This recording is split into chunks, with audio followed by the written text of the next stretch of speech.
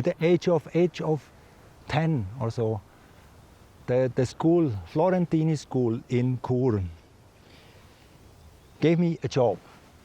They said, Adolf is going to make an exhibition in the school for all the quartz crystal he found in the Alps, in this area.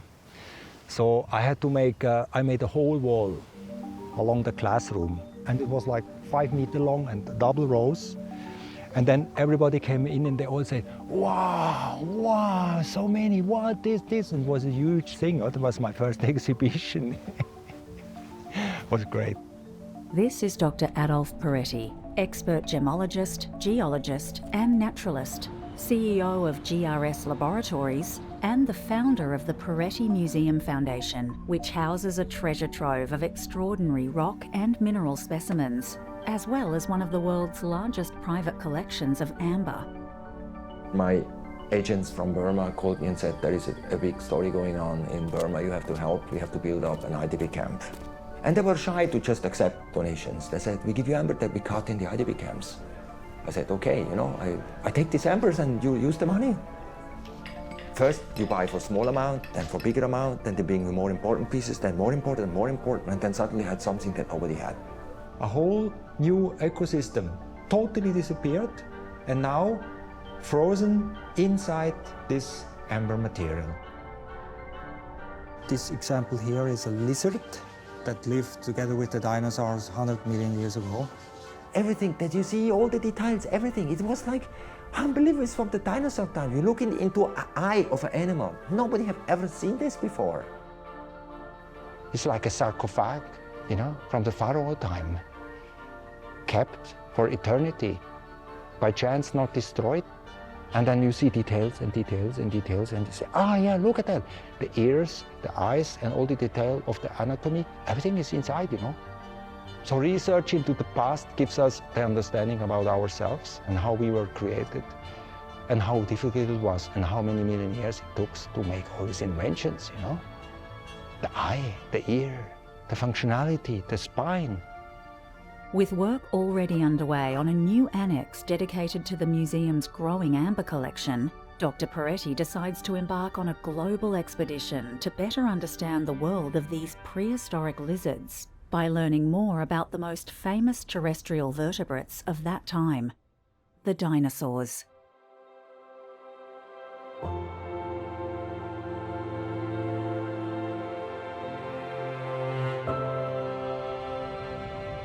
The Earth's crust is broken up into 7 major tectonic plates, which fit together like pieces of a puzzle. And embedded on these plates are the continents. And they are moving from Antarctica to the tropics, and from the tropics to a desert area. And animals have to adapt to wind changes, to temperature changes, everything, change in climate over a period of millions of years. And so everything is connected. And in the process of understanding minerals, crystals, and geology, we get an entry into evolution of life because it was triggered by geological processes. At the height of the Triassic period, the supercontinent Pangaea began breaking apart, resulting in some of the largest volcanic eruptions in Earth's history. This cataclysmic event annihilated entire ecological niches and allowed the dinosaurs to become the planet's dominant land animals for the next 135 million years. To learn more about these amazing animals, we visit Louis Chape, Head of Research and Collections for the Natural History Museum of Los Angeles. So these big beasts were walking on toes, huh? Yeah, all dinosaurs, like birds, walked on tiptoes. California was largely underwater during the Mesozoic. This shallow inland sea, known as the Western Interior Seaway, split the North American continent in half. Today, the water is gone, but the marine animals that once swam in it remain, fossilized in the sandstone. Mosasaur and Plesiosaur were among the marine reptiles that were found here from the Central Valley of California when all that was underwater. These are pterosaurs, and you know them very well. The wing was supported by this very big finger, which is the fourth finger of the hand. And they had a membrane as opposed to birds where the wing is formed by feathers. And this is T-Rex. T-Rex, the T-Rex. These three are T-Rex. This is a juvenile, and this is a baby, maybe 2 or 3 years old when it died. This one would have been about 13, 14 years when it died. This one about 17. And look how much bigger is this one. That tells you that T-Rex, like us, they had growth spurts. This is a juvenile duck-billed dinosaur, and you have patches of skin. Look at the mummified. Oh my God, you it see has the the skin. mummified skin? From Los Angeles, it's a quick flight to Tucson, Arizona, where we meet Tom Kay, a pioneer in the use of laser-induced fluorescence. Usually, if you see the 3 toes like this, that tells you right away that number 1, it's a dinosaur, and number 2, it's a meat-eating dinosaur. If you look over here, we see drag marks. This is where the tail's dragging here. This is the only evidence we have of the movement of dinosaurs. So this is the laser itself. This is the business end. Because of their age, dinosaur bones have never been found with soft tissue intact. However, by shining a special UV laser on the fossil, chemical traces left behind by skin, organs, and even feathers become visible to the naked eye. Oh my goodness. You see that guy? See, we can see everything. See how clear it is? Wow. Yeah, this is a great picture. It's got all kinds of detail. Now you see the feathers very clearly. It's all the feathers. Yeah. It could not be that this is an Archaeopteryx, right? Archaeopteryx, which possesses both feathers and teeth, is widely considered to be the crucial missing link connecting dinosaurs with modern-day birds.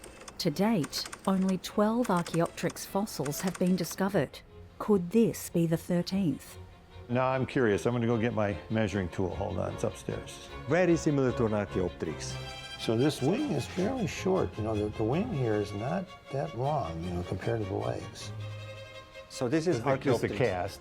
And then I was half of this guy. No, so Archaeopteryx wings are longer. To be like Archaeopteryx, your wing would have to be this long. He was flying, but eventually not so well like Archaeopteryx. But it could That's be a the new sign. species, right? You Yeah. don't care if it looks like Archaeopteryx, you care if it's a new species. All right. See, that's what you want. Forget Archaeopteryx. You want a new Okay, species. so it's not Archaeopteryx, even it's better. The Peretti bird.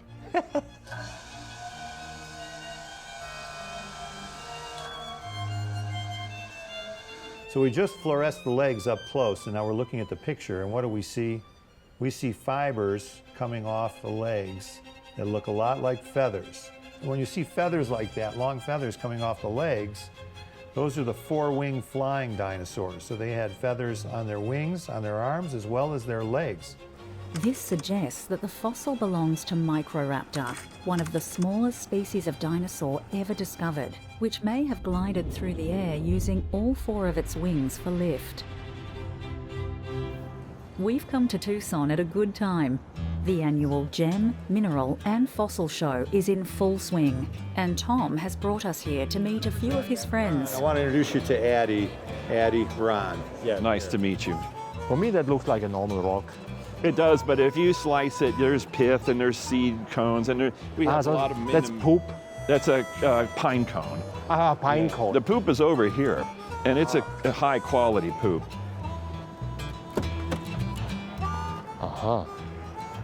That's a fish.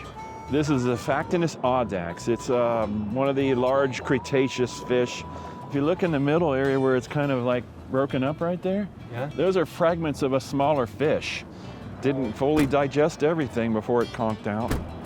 I started digging when I was 4 years old. I'm 70 years old now, so I've been digging for 66 years. This is Pete Larson.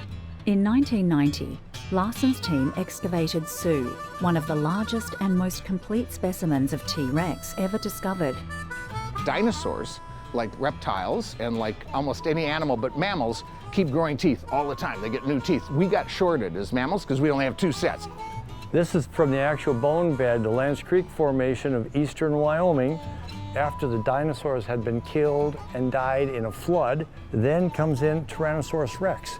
That's a Tyrannosaurus rex tooth. Tyrannosaurus rex tooth, Tyrannosaurus rex tooth. T-Rex was not just a predator, it was an opportunistic feeder.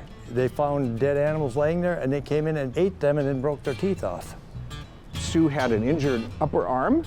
She was holding onto something, and that something like this was pulling it away, and she injured that, but then it regrew over it. When you have healing around it, that means the animal lived for some time after that. So you can have like a story over time of what happened to that animal. And that to me is one of the fascinating things. You're looking at behavior. You're looking at the actions of a living animal.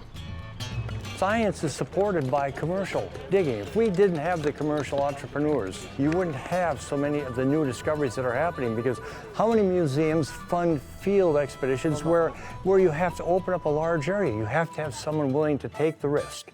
After meeting so many experts, Dr. Peretti decides it's time to get his hands dirty. So our next destination is a prehistoric riverbed in Wyoming.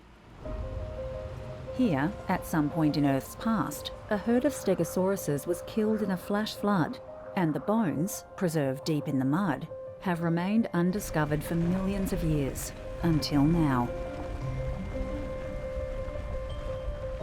We're here to meet Kirby Sieber, an 80-year-old Swiss paleontologist who's been working this dig site for the last 4 years. For us, this is stegosaur number 5, and so we practiced.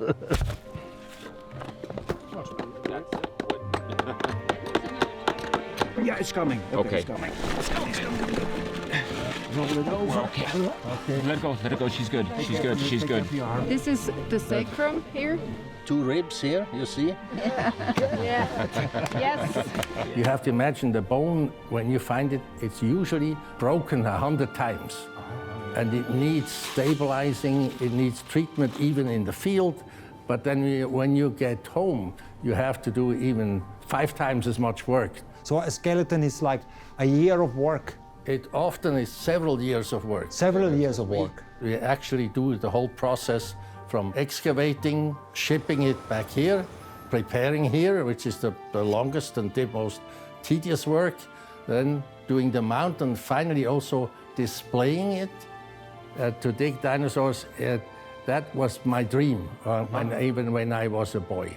In a way, they're a bit theatrical. They're some of the weirdest, craziest animals that ever lived on this earth.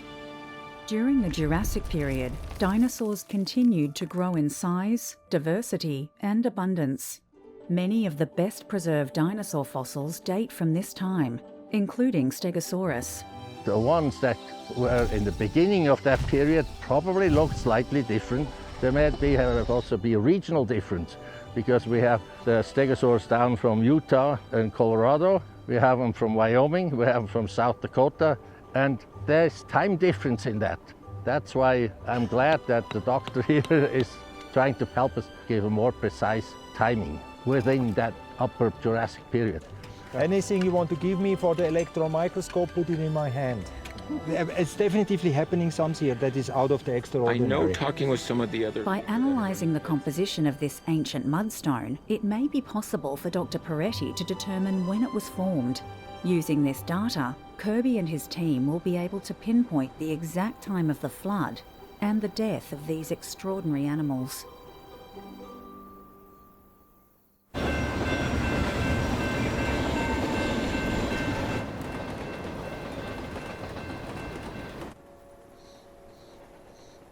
That I haven't found. I was not in on the digging of this one. I had to work back then. Yeah.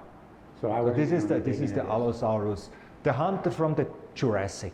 They're all from the Jurassic. Not Tyrannosaurus, because that is the Cretaceous analog. That'd be the Jurassic part. And this is the Jurassic. Jurassic. Yeah, this is the Jurassic. This is Jurassic. Yeah. Yeah, and the Rex is Cretaceous. Well, that's a nice map. This is the femur. Yeah. To an allosaur. Yeah. How did that rose quartz get inside of that fossil? It's a cave mineral, formed by fluids, by circulating fluids, and then there is a mineralization, like the big cave crystals you find and so on. And they like to go into cavities and fill it. Okay. Because they need to precipitate somewhere, get rid by changing conditions. is a very good position for mineralizations by hydrothermal solutions. Okay, Right. I passed the test. I guess.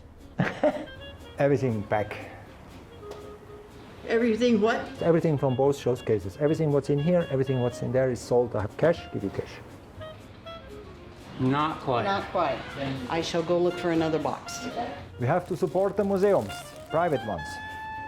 Give me the cheering hug for the good job you are doing. Oh.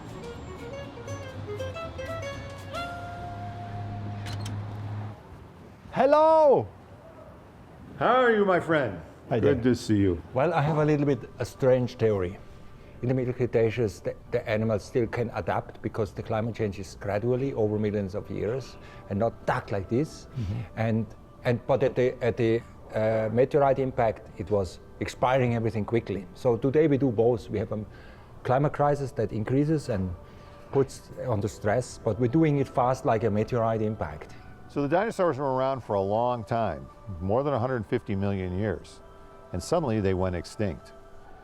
Here in Wyoming, if you go to the right places, you can find a line in the dirt where below that line dinosaurs lived, and above that line dinosaurs were completely gone from the earth. Addie, here we have the KT or KPG boundary. So that's the boundary at the very bottom of the dark coal layer there. That's where the boundary is. And you see it's very consistent below, consistently gray. And then suddenly everything changes and you get coal layer after coal layer after coal layer after coal layer. So can I look there and find the exact impact? I want to find part of the meteorite. Here, let's look right here. So this is the gray zone. There's the change. Right there is where the KT or KPG boundary is. That is a profound moment in the world right there. The Cretaceous Paleogene, or KPG, extinction event is widely believed to have been caused by a massive meteorite that struck the Earth 66 million years ago. When the Chicxulub asteroid hit in Yucatan, it created a cloud of glass spheres, and as they descended to Earth, they exchanged heat. Yes, and it became 500 degrees on the planet. And that cooked anything above the ground. All of the dinosaurs in this exhibit represent the moment of extinction. And then, zack, they would just all disappear. So this is like... This is a snapshot of the moment before the event. But Earth is an excellent insulator. 4 inches of Earth will insulate from 500 degrees. So the mammals lived underground and they survived.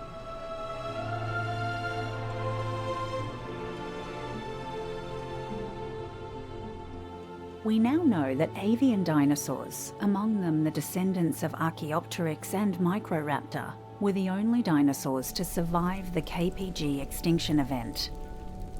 While mammals were moving quickly to establish a new world order on land, the last of the dinosaurs conquered the sky and would eventually evolve into birds. All what we said, all that what happened, is recorded in one of these numbers here. And I will tell you later which one of them has the record of the meteorite recorded. You want a magic marker to mark those bags? Huh? You want a magic marker? Good man. I have it with me. I know what's coming. Back in the 80s, there was only maybe a dozen sites that showed the KT boundary. Now there's probably over 100 of them. There are people that kind of make their living finding KT boundary sites. Some of them are much more distinct than others. There's a place... I found something. You got something? Yep. Got a dinosaur bone? That would be great. No, I found something. See that? Crystal. It's a crystal. That's very nice because crystal, when they grow, they take certain inclusions in chemistry. Yeah, not a crystal. I can't believe it. God, suck. Yeah, they're all falling out. It's full of crystals, everything. A gypsum crystal with trace elements from the meteorite formed at the extinction of life in the world. Oh my God. Gypsum is a mineral that forms in sedimentary rock. As it grows, the crystal often encloses around foreign material. This could be a water pocket, a rock or other mineral, or perhaps it could be debris from a meteorite impact. Now they're coming, you know. Once you find the cavity, once it happens, it happens. It's not only one, it's everywhere. Here, look at that. Look at this. Wow, it's a group. Wow. This one is top gem quality, completely crystal clear. I need to take at least 100, 200 crystals with me. Otherwise, the statistics of finding something crazy is not good enough. Whoa, whoa, whoa, whoa, whoa. Well, our dinosaur day turned into a gem hunt. Whoa, whoa, whoa, whoa, whoa, whoa, whoa, whoa, whoa, whoa, whoa, whoa, look at that. It's a mineral crystal formation, look at that. It's a specimen, it's beautiful. Crystals at the KD boundary, yeah! As he prepares to leave Wyoming and return home, Dr. Peretti learns of a rare dinosaur fossil being sold at auction in Paris, where it will likely be bought by a private collector, never to be seen again. Such an outcome would be a disaster for the scientific community. And so, it's off to Paris on a rescue mission.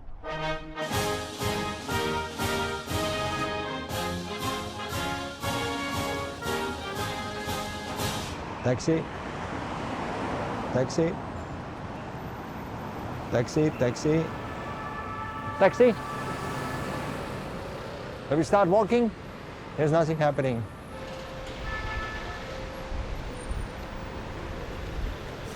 Hello. Hey. Good morning. Welcome to the road. So Okay. we go through the back door because it's still not open to the public.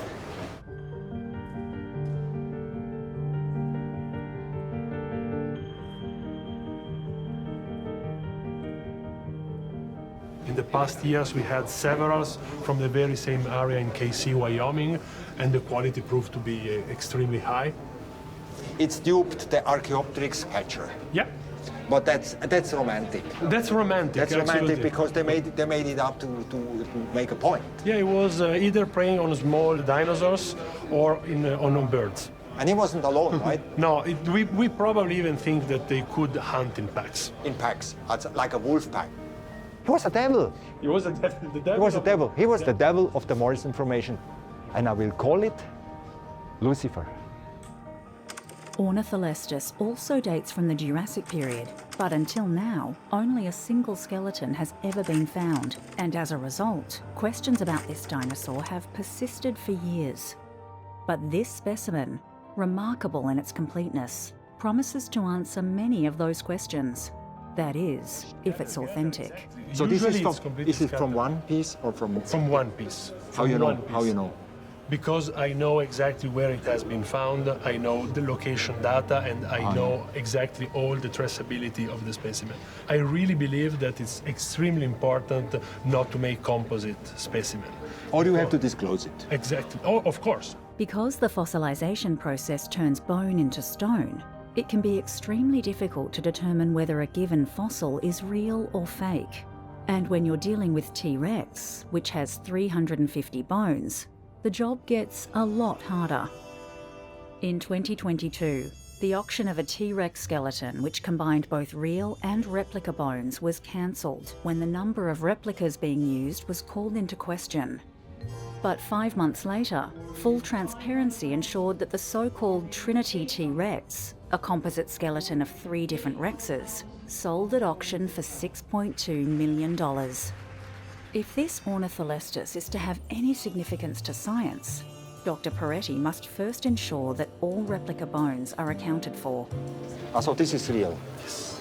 This one here, this one not? Not the nozzle. Yeah, all right. So in the real part you have these orangey red spots. Exactly. Oxidation It should spots. be iron oxide. So this is here- very typical from the Morrison. It's missing in the part that they reconstructed. They made it a little bit brownish, but it's not reddish. Satisfied that the specimen is as described, the doctor joins the crowd already gathered in the auction room. Mesdames et messieurs, bienvenue. J'adjuge à 400 000. Adjugé 400 000. Et nous débuterons pour ce théropode à 150 000 euros.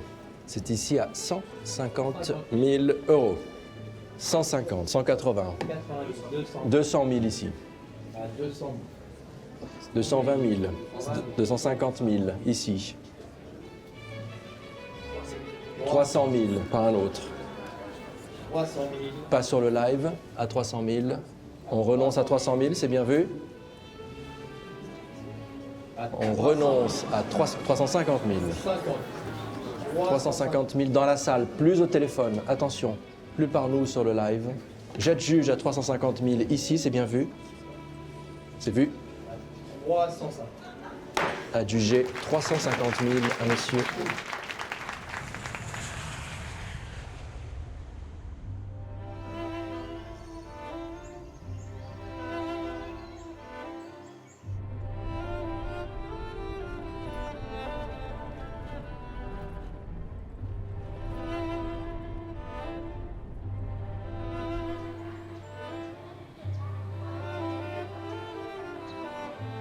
So this is the original layer.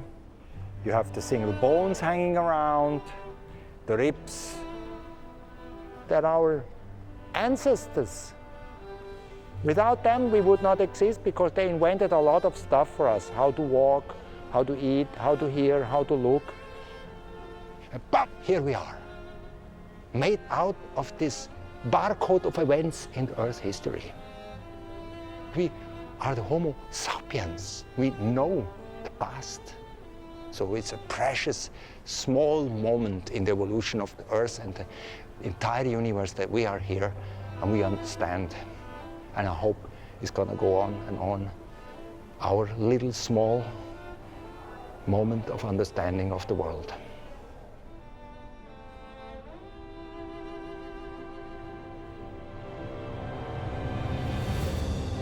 New advancements in technology are helping scientists understand the Mesozoic era like never before and usher in a golden age of dinosaur paleontology. What new species will we discover next? How will it challenge our understanding of evolution, of our place in the cosmos? The answer lies under our feet, red in tooth and claw. A trove of secrets waiting to be found.